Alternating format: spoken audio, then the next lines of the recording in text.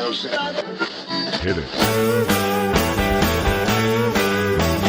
Welcome to the Test Talks podcast, the place to go to geek out on software testing. And now your host, whose mission is to help you succeed with test automation, Joe Colantonio. Hey, it's Joe, and welcome to another episode of Test Talks. If you're like me, you would have thought that Selenium IDE was long dead and buried. And if I'm honest, I was glad it was. But in this episode, Dave Haeffner will be test talking all about the rebirth of Selenium IDE and why it's a good thing. Discover why Selenium IDE was resurrected, how it can help you, and also some new improvements made over the older version that make it better than it ever was. You don't want to miss this episode, but before we get into it, I also just want to remind you that registration for the 2019 Automation Guild Conference is now open. Automation Guild is the largest online conference in the world dedicated 100% to helping you succeed with creating automation awesomeness. You don't want to miss it. Make sure to check out our awesome speakers. Head on over to automationguild.com. And for early birds that are listening as I release this episode, you want to register as soon as possible to get your hands on a free ticket for Secure Guild. That's right. For the price of one conference, you get two conferences. So when you register for Automation Guild, you also get a free ticket to Secure Guild, a 2-day conference I'll be holding probably May 23rd to the 24th, dedicated 100% to security testing. So head on over to automationguild.com, register today, and pick up that extra ticket for free to Secure Guild. Head on over to automationguild.com. Register today. Test Talks is sponsored by the fantastic folks at Source Labs, the cloud-based automated testing platform that eliminates the need to maintain your own Selenium grid and test infrastructure. Try it for free today. Visit testtalks.com and click on the Sign Up Now link under the homepage sponsor section. Hey Dave, welcome back to Test Talks. Oh, thanks for having me. It's great to have you back on the show. I guess there's two main big announcements I want to talk to you about. First one is, I believe you're now working for Apply Tools, so that's kind of cool. I like to hear what's going on with that. And the second one, I think, is you're working on a new version of Selenium IDE. Not sure if that's a correct rumor or not, but that's what we'll find out. But so, David, let's just first start off. Like, it sounds like you did a transition recently to work full-time for Apply Tools. I think you've been a consultant or a free agent for a while. So, what's the deal? Why did you make that decision? What are you working on at Apply Tools? Sure. So I've been self-employed for about 7 years, I think. And so a mixture of consulting, creating content, educating people around how to use Selenium and do test automation more successfully within their orgs. And more recently, I switched gears and decided to go full-time to work at Apply Tools. And the work that they've been doing on the Selenium IDE has been really tremendous. It's actually really great to see because I think that the Selenium IDE, record and playback tools in general, depending on which group of people you hang out with in test automation, there's a stigma attached to record and playback. And I think that the stigma is rightfully earned in certain aspects because I think that within the case of Selenium IDE, I think that the tool wasn't modernized or built to keep up pace with some of the solutions to the known problems that we have in the industry. And so this was kind of punctuated when the old Selenium IDE reached end of life, when I believe it was Firefox version 54 or so, where Firefox departed from their prior extension platform to their new extension framework. And as a result, the old IDE just broke. But that was more of a coincidence because Apply Tools is already working on helping to breathe new life into the IDE. It was just, it turned into a serious fire drill when that happened. But the tool is out, has been for a while, and there's loads of people using it, and it's actually becoming a really robust and great tool. So I was excited to work on it because for me, it's kind of a full circle thing. So if you flash back to very early days for me in test automations, like circa 2008, 2009, my first exposure to Selenium was through the IDE. And then my first exposure with anyone in the Selenium community was in 2009 at the Agile conference in Chicago, I got to meet Jason Huggins and Adam Goucher. And at that time, Adam Goucher was a maintainer on the Selenium IDE. And I don't know, it just, from there, I went and figured out how to export the code and then kind of never gave much thought back to the IDE. But then more recently, I think last year, Jason Huggins started talking an interesting game around advocating for simple tools. There was this anecdote attached with the IDE that everybody said, and I don't have the exact etymology of it, but I'm pretty sure Jason Huggins was the one that peddled this the most, if not created it. And it was that Selenium IDE is the training wheels. You use it to get started quickly, and then you export to code and actually code it, your tests to be more robust. And you get all the advantages of doing that, and you can get currency, and you can add all these bells and whistles that you need for reporting and do all these things. That's kind of the path that most anyone takes that don't already use maybe a commercial tool that offers something similar. And at the end of last year, I want to say the fall, CPCon, Software Test Professionals Conference, Jason Huggins keynoted, and he had this whole topic around why he thought that anecdote was wrong, and he wanted to apologize for helping to spread it. He thinks that simple tools can be powerful, and they can empower people to solve, use the tools in a way that basically demonstrates the solution that already exists to the known problem. Like we already have all these problems that people experience in test automation, and they don't have to. There's people still running into the same problems over and over again, but there are known solutions for them. And it'd be nice if the simple tools accounted for that. And so that's basically what he's advocating for. It's we can have that. We can have our cake and eat it too. And he shared an experience of using, I think, perhaps the old version of Selenium IDE at the time. Can't recall the details, but he used a simple record and playback solution to help test healthcare.gov to demonstrate a critical bug. And I was able to execute it in a platform and a grid in the cloud. And it was just like, it took him minutes. It was either him or one of his colleagues put together. They did this, and it really sunk in for him. Like, wow, this is actually really useful and super powerful. And I'm seeing kind of that kernel play out in the work that's happening within Applitools, and I'm excited to join them because they have this long-term vision, and they're in it for the long haul to help make this tool what it needs to be for the industry. The fact that it's an opportunity for me to plug in a different way within the Selenium project, because I've been a member of the project in an official capacity for a few years. I stepped away from the official capacity for a little while, and now I'm back as an actual committer of code as opposed to helping on the administrative ends of the project. And so for me, it's just a really exciting opportunity. So David, there's a few things there. I guess one is, why would Applitools spend time on this? What's the catch? Yeah, so I don't think there's a secret here or a hidden agenda. I think it's pretty obvious that there's going to be integration for automated visual testing, but I think that the bigger goal here is that offer a really robust and useful tool that helps people who might not have the capacity or skill to write tests with code. They want to be able to get up and running quickly, or there's people who already have an existing chest full of maybe that's not the right word, an existing gargantuan set of Selenium IDE scripts, and they want to still use them.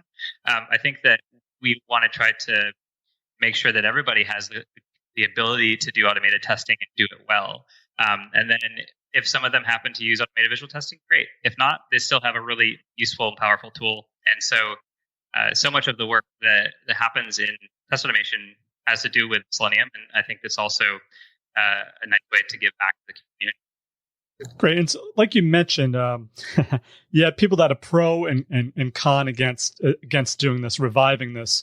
What a lot of people think was really a bad idea, mostly because it's like any tool, people tend to abuse it. And so what is going to be different about this implementation, if any, that will helpfully lead people to use it for the right things and not necessarily as a hammer for all their needs for automation? Yeah, I mean, it's a great question. So I think that there's always the balance of trying to you could either have an opinionated tool or you can have a flexible tool that enables people to do what they want or intend to use with the tool. We're not, I think, in the business of creating a tool that's super opinionated or limiting, because at the end of the day, we want people who are using the old Selenium IDE to be able to use the new one and make sure that backwards compatibility exists within reason. But we also want to offer opportunities for people to realize that if they either made a couple of changes or even didn't have to make any changes, maybe they just, by virtue of using the new tool, get some nice benefits that they didn't before. And so one example of something we're doing is creating a command line runner that will take the tests out of the IDE and give you parallel execution that is guaranteed to be thread safe, basically be turnkey. You can plug it into your CI, and ta-da, you now have concurrent test execution, which for a lot of people is like a really substantial milestone. And there's loads of ways people can do that in code and screw it up and paint themselves into a corner. And what we're trying to do is offer at least that, and actually ideally something better. So hoping to get to a point where there's better, guarantees is a word, I think. Try to offer consistent execution that's on par with what's available in code. Awesome. So, what other features are you thinking of are going to be implemented here? And is this available now, or is it still in development? So there's a lot of things in flight right now. We are working on the runner, and it will be shipped sometime later this year. I believe that there's a beta implementation right now that offers just one mode of parallel execution. We're working on different degrees of parallel execution depending on what your needs are. And we've also shipped what's in beta right now is an extensions framework. Basically, people can author plugins for the tool to extend the functionality that's there, to either add things that aren't on our roadmap that they would like to have exist in the tooling, or for commercial platforms to offer integrations to be able to execute their tests against a third-party service. And the list goes on. And so that's in beta, as in we're still adding features, but it's available now. And then we're doing some things behind the scenes, which will help, I think, dramatically with how robust and reliable the tool is. And that's how when you record a test and when it plays back, is that playback right now is reliant on some very old legacy code that has to do with the Selenium RC implementation. And so we're actually moving away from that into a execution that's going to use a grid hub. So it will be as if it'll be the same playback execution as when you run your tests in code. And then we're also looking to find ways to improve the selector accuracy, which to my mind is probably one of the single biggest things that people cite when they think of why record and playback tools are terrible, is locator accuracy. I've been doing quite a lot of work on locator accuracy in particular over the last year or two. If you've actually followed any of your listeners have followed any of my talks around ways that you can find better quality locators. And I think it's a fascinating topic. I think that we can apply some of those practices in the tool. That sounds like an awesome idea. So, Dave, that brings me to the next topic that you're probably sick of hearing, as is everyone else. So, AI and machine learning. So, in trying to identify better locators, is there going to be any type of machine learning that you're going to bake in there? Is that like too early though? I think it's hard to say what the exact implementation is, but I could foresee potentially some kind of machine learning implementation. I think in order to get to the next step, where if you record a test and you have locators that are available and reused, and then for some reason they no longer work, that there'd be a way for the tests to be able to inspect the page and determine what your intent was and find a better locator. And I think that I could foresee this being something put into the tool as well. But right now we don't have any hard concrete plans on the roadmap, but I think that I could see that happening. Cool. And Dave, I know you speak at a lot of conferences. You speak with a lot of thought leaders in this space. My perception is Selenium is the de facto automation API that people use. And with the W3C standard coming out, it's going to be supported by all the browsers. But what I've been seeing is more and more people moving towards, once again, vendor tools or more tools like Cypress.io, which is open source part of it, and then other tools that aren't, like Testum or Mabel. So that some of these don't even use Selenium under the covers. Any thoughts on, is Selenium going to be like QTP was, and eventually it'll be replaced by these tools? Or is this something that you see as an ongoing evolution, that Selenium will always be around and people should invest time in it? I mean, it's hard to say what the future holds, but my opinion is to be patient and wait to see what actually happens. I think that there's always been a narrative of alternative tools to Selenium, and Selenium is terrible, and all of these things. And I think that I see it as someone who's part of the project. I'm frustrated that people don't want to actually contribute to making the project better to solve their needs. Instead, they just want to go and create an entirely new thing. But in terms of will something like Cypress surpass Selenium, I doubt it. I think that it probably serves a specific customer for a more specific use case than what Selenium might offer. And I may be wrong. I may attract ire from your listeners. And I think Cypress, I mean, from what I've seen, I think it's just one example. I mean, even Testum, I think they're all great tools. I think that they help people. I think there's plenty of people who use them. And I don't think it's a matter of will Selenium go away or not. I think the fact that it's a standard and it is being implemented in all of the major browsers is a testament to the fact that it's going to be around for at least as long as we're in the industry. But until there's a phase shift in technology to something away from browsers to whatever comes next, then sure, maybe it goes away. But for right now, I think if people have invested a bunch in Selenium, or they're thinking about getting into browser automation and they want to step through the app as if their user was stepping through it, then I think that Selenium is their best bet. I think that having a better tool for people that are less proficient with code or don't have the time or developer resources to invest into writing effective test automation code, then they should look at Selenium IDE. I think that we're making it into a tool that is on par with what people could accomplish in code. So I definitely agree. I'm completely tool agnostic. I believe also each team should determine what tool works best for them. And it may be different based on the industry and what you're trying to do. So not one's better than the other. It's what works for you. And so once again, that brings it back to Selenium IDE. What kind of team, I think you touched on it a little bit, do you think would benefit then from using Selenium IDE? And what do you see as, I know you don't want to be descriptive, but what are some of the uses you think would be a really good use of Selenium IDE?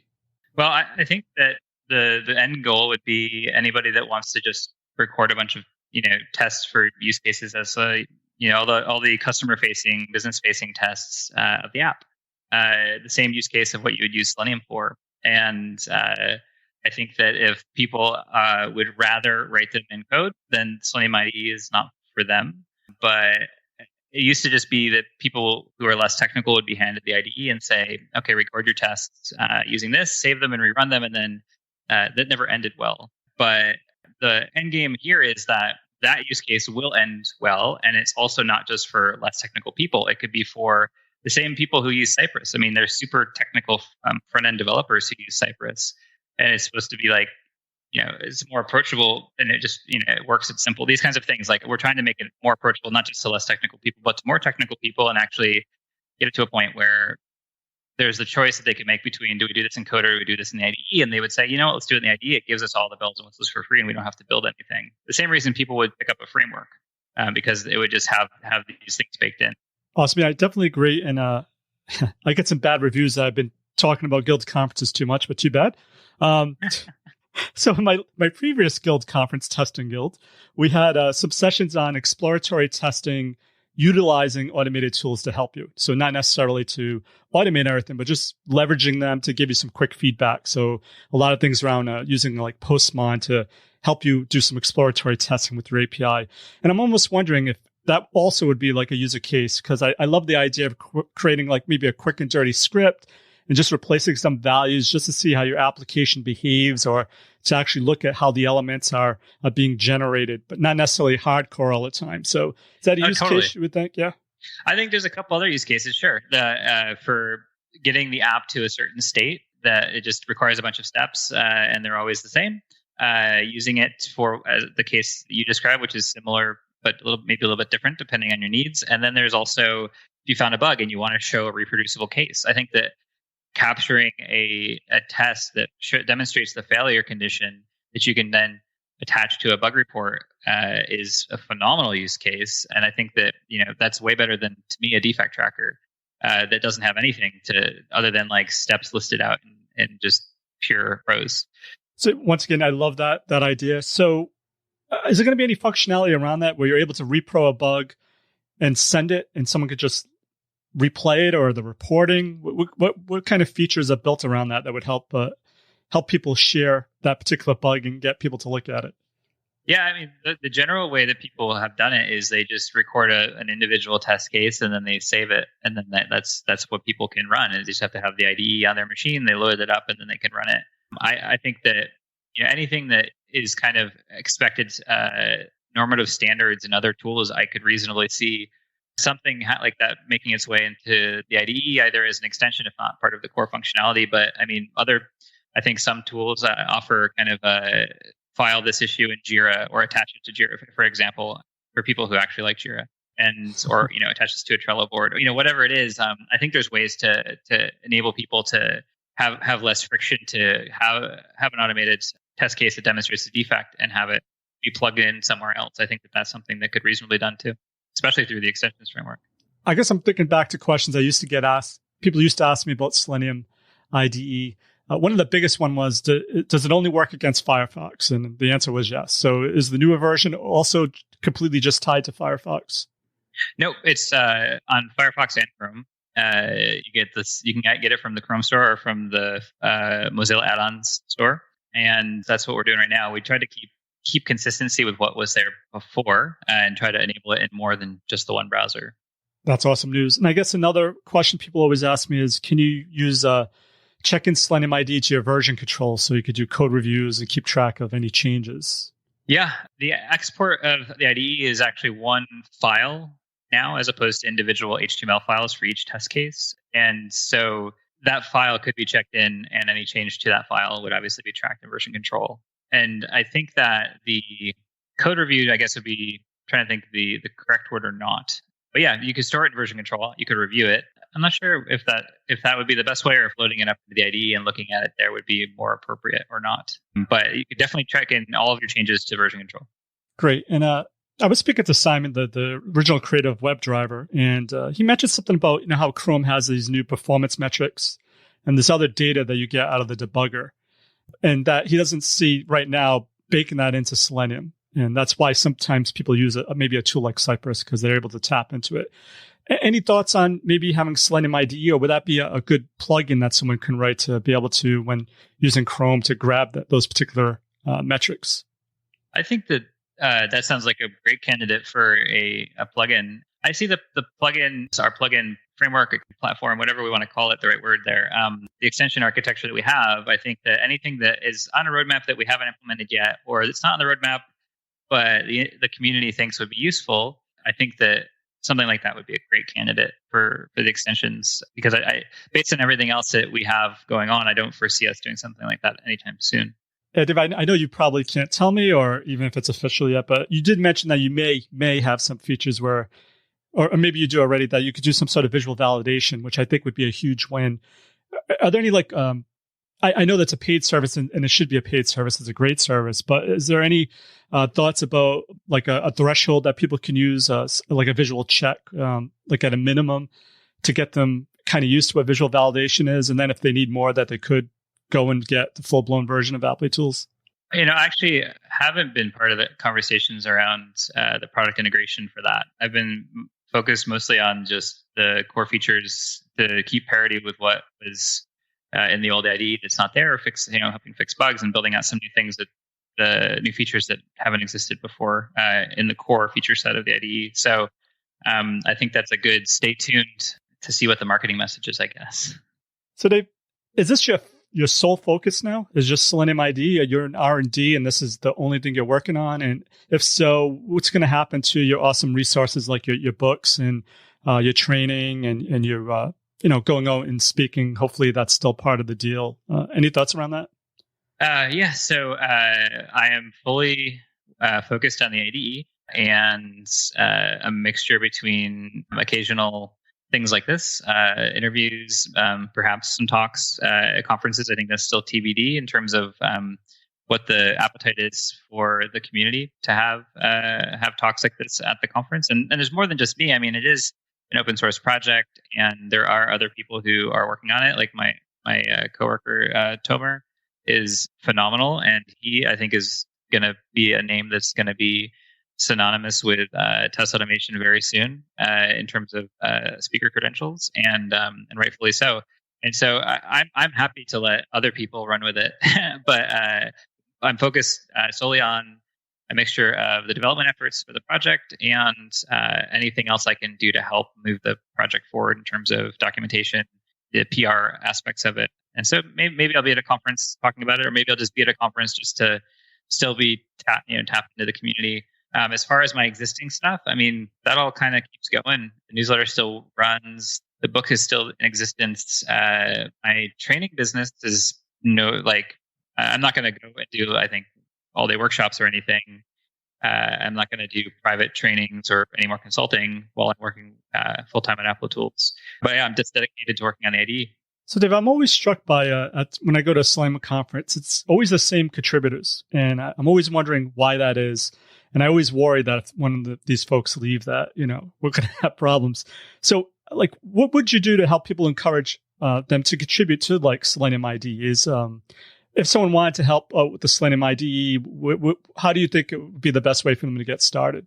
Well, I think that the best place for anyone to get started is try out the tool and see that it's that we're serious about it, and then from there, I think if people if people like it, give us some attaboys on the Chrome store and the Mozilla add-ons, and then if there is issues, to hop over to the GitHub project and let us know, because we want to hear that stuff. We want to know if you're importing old tests, why didn't it work when you tried to upgrade? If you're trying to step through a use case that's right for you, it didn't work. We want to know what the use case was so we can make sure that we can track that stuff and ideally push a fix for it. And if people actually want to, so let me just start by back up a second and say, filing an issue on an open source project is an open source contribution. You took the time to submit something to the project, and we have issue templates to try to make it very straightforward for what we need in an issue to make it useful and easy for us to track, because we have so many issues that are open at one time. And then beyond that, there's always room for plugging holes in our documentation. That's always a very straightforward place for people to start if they use the tool and they realize this thing was confusing and I figured out how to do it, but hey, there's no documentation. They could contribute some simple documentation. I think that'd be great. If people want to pick up an issue and send a pull request for a bug fix, if they're more inclined to contribute code, that's great too. I think that trying to hop on the IRC or Slack Selenium chat and ask questions and get to know people, that's another way to plug in. I think there's loads of ways. Just try to so basically use a tool, let us know if you have problems, and try and get in touch with us so we can create an open dialogue to make sure we understand how people are trying to use the tool, and if it falls short, why, and go from there. All right, Dave, before we go, is there one piece of actionable advice you can give someone to help them with their Selenium IDE test automation efforts? And let us know the best way to find, contact you, or to learn more about getting this new Selenium IDE on our systems. So the best place to get plugged into the project is you can actually just go to the Selenium HQ GitHub organization, and under the organization, there's the Selenium IDE repo. And then that should have everything that you really need to know in terms of what's available. Or you can obviously find it on the Chrome or Firefox Mozilla stores. And then in terms of people can find me on Twitter, I'm at TourDave. And if people are interested in just using the officially supported client bindings for Selenium, and that's their jam, or you're already doing that and you want to know how to structure your code in a way that's going to lead you in a direction towards success, then do check out my content, elementalselenium.com and seleniumguidebook.com. Those would be some good resources for people who are still inclined to do it, work in code. Otherwise, I think the IDE is going places. So, thank you, Dave, for your Selenium IDE automation awesomeness. For links to everything of value we covered today, head on over to testtalks.com/233. And while you're there, make sure to click on that sign up for a free trial link under the exclusive sponsor section to learn all about Sauce Labs' awesome products and services. And as I mentioned at the beginning of the show, click on the banner for Automation Guild 2019. Register today, and you'll also get a free ticket to Secure Guild for early birds. So you want to do that as soon as possible. So that's it for this episode of Test Talks. I'm Joe, and my mission is to help you succeed with creating automation awesomeness. As always, test everything and keep the good. Cheers. Thanks for listening to the Test Talks podcast. Head on over to www.testtalks.com for full show notes, amazing blog articles, and other automation awesomeness.